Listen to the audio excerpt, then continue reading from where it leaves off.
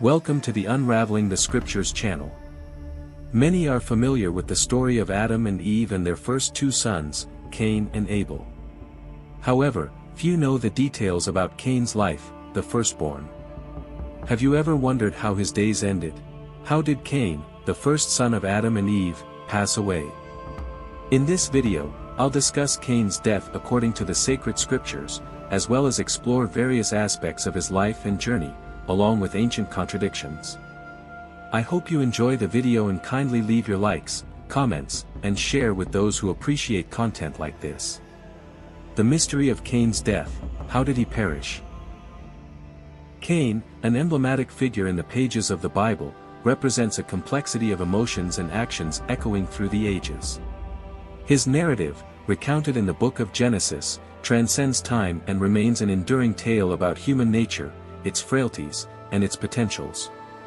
As the eldest son of Adam and Eve, Cain emerged into the world as humanity's firstborn, carrying not only the responsibility of being the first but also the expectations and shadows of a legacy still being shaped. However, his story quickly became a study of contradictions and consequences. Cain, whose name means acquired or possessed, was a tiller of the ground, while his brother Abel was a keeper of sheep.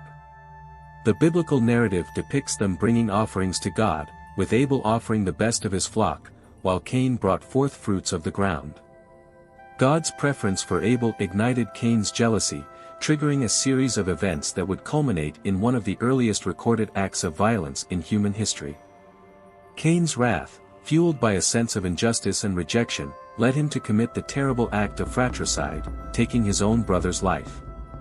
The consequence of this act was the mark of Cain, branding him so that those who found him would not slay him, for whoever did so would be avenged sevenfold, a divine punishment that severed him from social interaction and condemned him to wander as a vagabond upon the earth. However, even in this somber tale, there are nuances echoing universal human truths.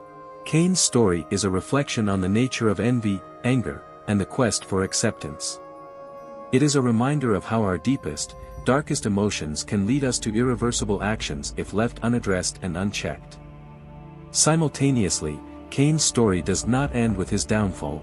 Despite his mark and his punishment, he is spared by God from immediate demise, perhaps indicating a flicker of mercy and hope even in the darkest moments of human existence. Thus, Cain became a wanderer upon the earth, as described in the scriptures, roaming through known and unknown lands, such as the land of Nod. Indeed, in Hebrew and Aramaic, Nod means the land of wandering or simply aimless roaming. The biblical text tells us that it was there, in the land of wandering, that Cain found his wife and had a son with her. This son was named Enoch, not to be confused with the Enoch of the seventh generation descended from Seth. They are distinct characters from different lineages, both descendants of Adam. Although many people speculate about the identity of Cain's wife, ancient Jewish traditions have a clear consensus: she was one of his sisters. According to the Book of Jubilees, her name was Aven, being the first daughter of Adam and Eve. The story of Cain, the man who committed fratricide and was cursed by God, is filled with mysteries and obscure interpretations. One of the most intriguing curiosities concerns Cain's mark. Some speculate that this mark could represent immortality, preventing him from being killed by others. Some theorize that Cain was protected from death at the hands of any man, whether from his own descendants or from the descendants of his other brother, Seth. However, despite these speculations, some also suggest that Cain was eventually killed by one of his own descendants. Some rabbis support this idea, believing that it was Lamech, from Cain's lineage, the first to practice polygamy on earth, who committed this act. These divergent interpretations add layers of complexity to Cain's story and his mysterious mark. Lamech is a biblical character mentioned in the Book of Genesis, in the Old Testament. He is described as a descendant of Cain, the son of Adam and Eve. Lamech is notable for being the first to be recorded as a practitioner of polygamy in the Bible. According to Genesis 4 verses 19 to 24, Lamech had two wives, Adah and Zillah. Adah bore Jabal and Jubal, while Zillah bore Tubal-Cain, a blacksmith, and Naamah. Lamech's mention in the Bible is followed by a poem, often called the Song of Lamech, in which he speaks of an incident where he killed a young man and boasts about it to his wives. This poem is often interpreted as a sign of the moral and ethical deterioration of humanity at the time, suggesting an even greater deviation from God's ideals.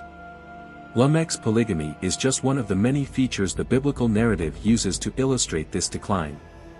In the historical and cultural context of the time when the account was written, the practice of polygamy was more common and acceptable than it is today. However, the Bible often portrays the negative consequences of this practice, such as jealousy, family conflicts, and inequality among wives and children. There are those who argue that he was responsible for the death of his ancestor, his patriarch or ancestral grandfather, in his descendants. According to the story, Lamech, afflicted by partial blindness, mistook a distant man for prey while hunting with bow and arrow. Although the biblical text does not identify this man as Cain, only as an individual walking in the region, Lamech shot an arrow, believing it to be an animal, and inadvertently killed him. Some interpretations suggest that this man was Cain, Lamech's ancestor. In this case, Lamech would have inadvertently taken the life of his own ancestor, an idea present in ancient Jewish traditions, particularly in the Book of Jasher. The Book of Jasher is an intriguing work that has fascinated and intrigued scholars and readers throughout the centuries. This ancient text, mentioned in the Bible but not included in the official canon, offers a unique insight into the events and characters described in the Holy Scriptures. Dating back to ancient times, the Book of Jasher is a collection of stories, genealogies, and poems that extend from creation to the conquest of Canaan. Although its content is not considered sacred by all religious traditions, it has been the subject of study and speculation by those interested in ancient history and Middle Eastern culture. One of the most fascinating features of the Book of Jasher is how it expands and details many of the known biblical accounts. For example, it provides more information about characters like Adam, Enoch, Abraham, and Moses, giving us a deeper glimpse into their lives and journeys. These additional narratives can help us better understand the historical and cultural context in which these events took place. However, it is important to approach the Book of Jasher with caution. Its authenticity has been the subject of debate, and many scholars consider that parts of the text were written at later times and wrongly attributed to ancient authors.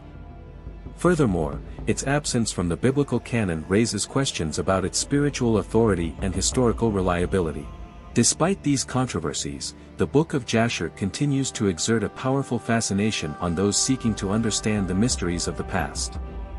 Whether as an additional source of insights into the biblical narrative or as a testimony to the traditions and beliefs of ancient peoples, its presence continues to inspire curiosity and investigation. As a link between distant past and present, the Book of Jasher remains an enigmatic testimony to the complexity of human experience throughout history. The Book of Jasher is a fascinating work that narrates various stories and characters from the Old Testament, intriguingly complementing it. We even have a special video exploring the history and meaning of this mysterious book.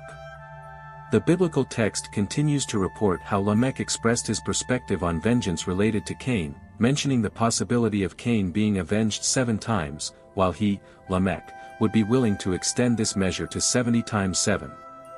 Additionally, there is an ancient narrative present in the Book of Jubilees, a text that preserves ancient Jewish traditions. This book recounts the story of Cain's demise in a peculiar manner. According to the Jubilees, Cain met his end in his own residence, where an accident occurred, resulting in his death.